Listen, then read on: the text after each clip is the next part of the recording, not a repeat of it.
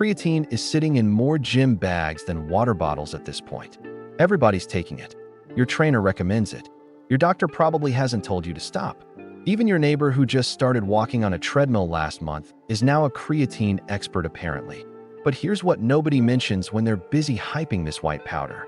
There's one side effect so overlooked, so consistently ignored, that it's literally causing people to quit the single most researched supplement in human history before it ever works. And no, it's not kidney damage. It's not bloating. It's not the water weight that makes your wedding ring feel tight for a week. It's something far more frustrating. And by the end of this video, you'll understand exactly what it is, why it happens, and how to make sure it never derails your progress. Now, before we get into this, if you're a man over 50 and you want my complete 30-day workout plan absolutely free, just comment the word active below and I'll send it directly to you. All right, let's get into why creatine might be betraying you without you even realizing it. The silent crisis happening in your muscles that nobody discusses. Let me tell you something that most supplement companies and fitness influencers conveniently forget to mention. Your body is already making creatine right now.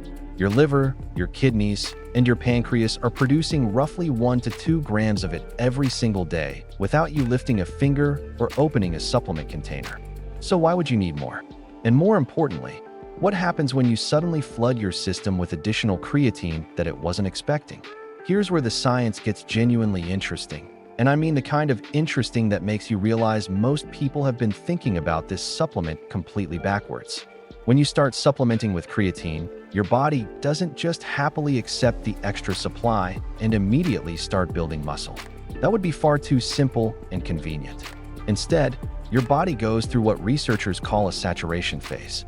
During this period, which typically lasts between 14 to 28 days, your muscle cells are essentially being filled up with creatine phosphate, like tiny biological batteries being charged. Now here's the part they don't warn you about. During this saturation phase, your body's natural creatine production actually decreases. Your liver essentially says, well, we're getting plenty from outside sources now, so let's take a break from manufacturing our own. This is called downregulation, and while it's completely normal and reversible, it creates a bizarre window where many people feel absolutely nothing. Sometimes they even feel slightly worse than before they started. A study published in the Journal of the International Society of Sports Nutrition in 2023 found that approximately 34% of people who start creatine supplementation report feeling no different or slightly more fatigued during the first 2 weeks. 34%. That's 1 in 3 people starting creatine and thinking they've been sold expensive sand. The cruel irony is that this is actually a sign the creatine is working. Your body is adjusting its internal production, your muscles are slowly filling with creatine phosphate, and cellular changes are happening that won't become obvious for another week or 2. But most people don't know this.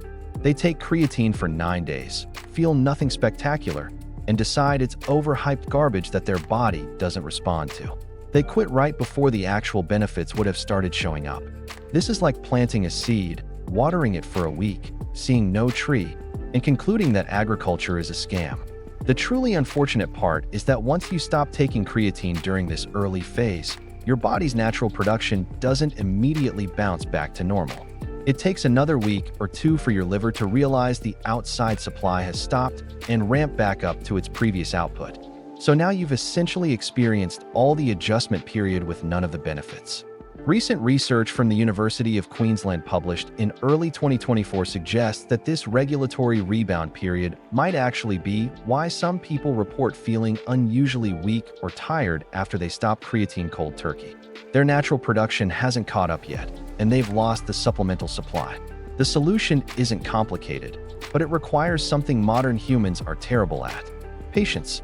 For weeks minimum of consistent daily use before you evaluate whether creatine is working for you. Not 4 days, not 14 days, for weeks. And here's a newer finding that most people haven't heard about yet.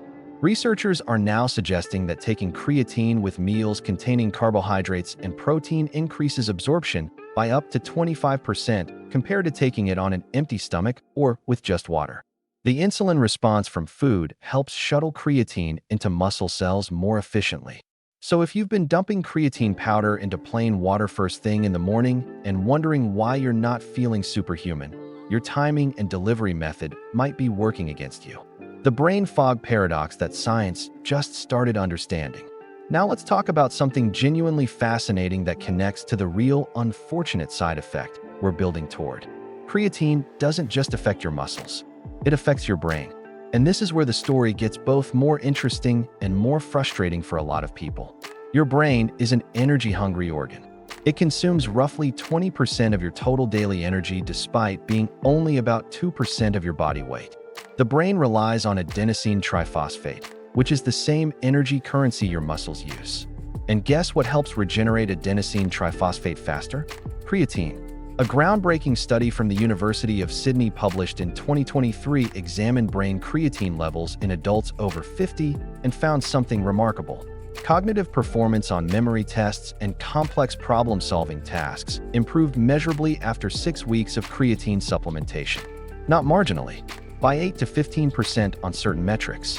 But here's the paradox that researchers are still trying to fully explain. During the first 1 to 3 weeks of supplementation, some people report experiencing mild brain fog, difficulty concentrating, or feeling mentally sluggish. This seems completely contradictory. If creatine helps brain energy, why would it temporarily make thinking harder? The current hypothesis, which is still being investigated, relates back to that downregulation we discussed. Your brain also produces and uses creatine locally. When you start supplementing, there may be a brief adjustment period where the brain is recalibrating its own creatine metabolism while also adjusting to the incoming supply from supplementation. It's similar to how your eyes take time to adjust when you walk from a bright room into a dark one. The transition period can temporarily make things harder before they get better. For people over 50, this effect seems to be slightly more pronounced according to preliminary data. The hypothesis is that older brains may take longer to complete this recalibration process, though more research is needed to confirm this. The practical takeaway here is significant. If you start taking creatine and experience a few days of feeling mentally cloudier than usual, it doesn't mean creatine is bad for your brain or that you're having an adverse reaction. It likely means your neurological systems are adjusting, and clarity typically returns within a week or two, often accompanied by noticeable improvements in mental energy and focus. However, most people don't know this.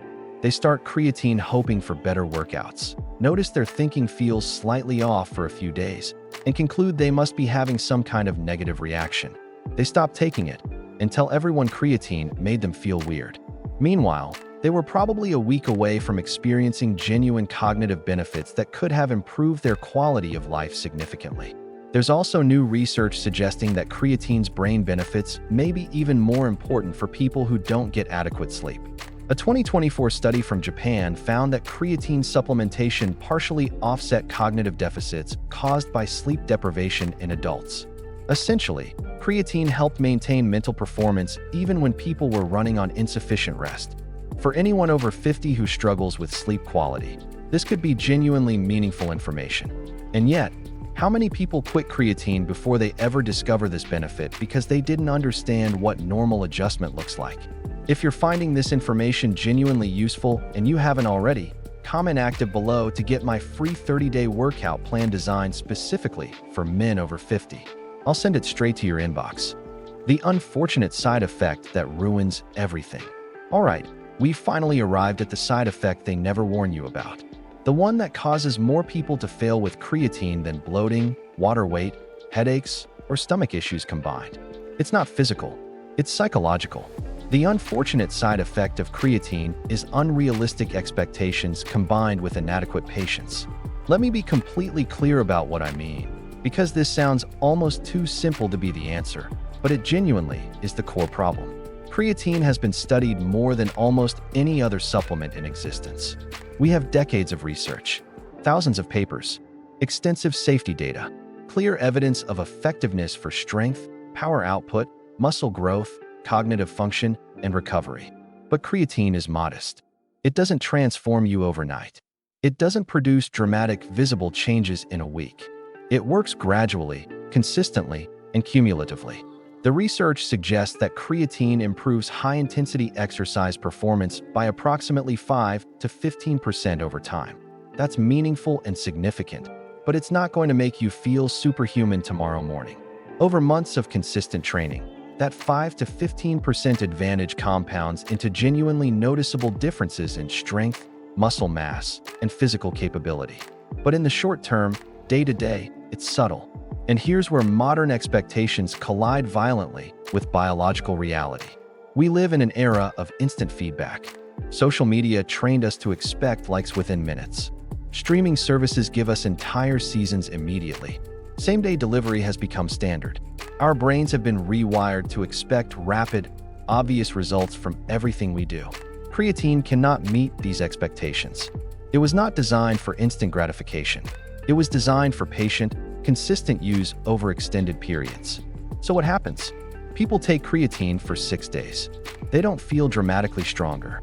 They don't see visible muscle changes. Their workout wasn't mind-blowingly better than last week.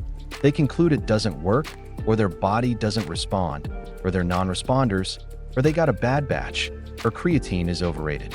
They stop taking it and tell everyone about their disappointing experience. Meanwhile, creatine was slowly building up in their muscle cells, gradually increasing their capacity for high-intensity work, quietly preparing their body to benefit from their training in ways they would have noticed by week 5 or 6. They quit at the 5-yard line of a 100-yard journey and declared the race impossible.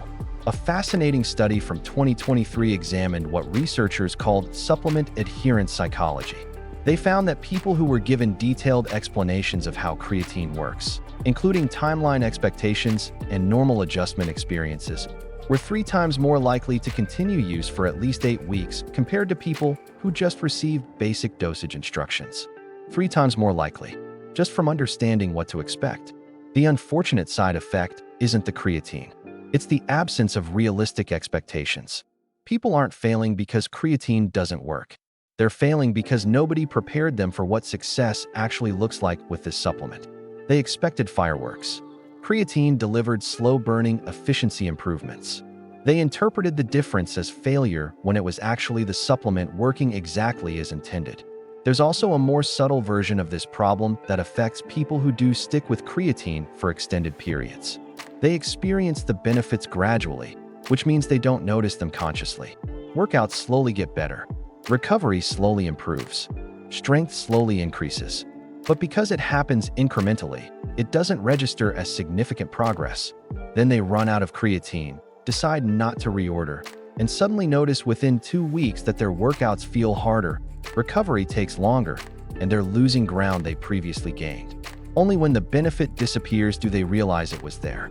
This is why tracking your workouts matters more than tracking your feelings. Objective measures of strength, endurance, and recovery will show creatine working long before your subjective experience catches up. The supplement isn't dangerous. The information gap around it is. Now you know what to expect. Now you know what normal looks like. Now you can actually give creatine the chance to work. If you're a man over 50 and you want my complete 30-day workout plan to maximize your results, comment active below right now and I'll send it to you free. Drop your name and where you're watching from in the comments. Let me know if you've ever quit creatine before and whether this video changed your perspective on trying it again. Subscribe if this was helpful, because we're covering more evidence-based fitness information for people who are tired of gimmicks and ready for actual results. I'll see you in the next video.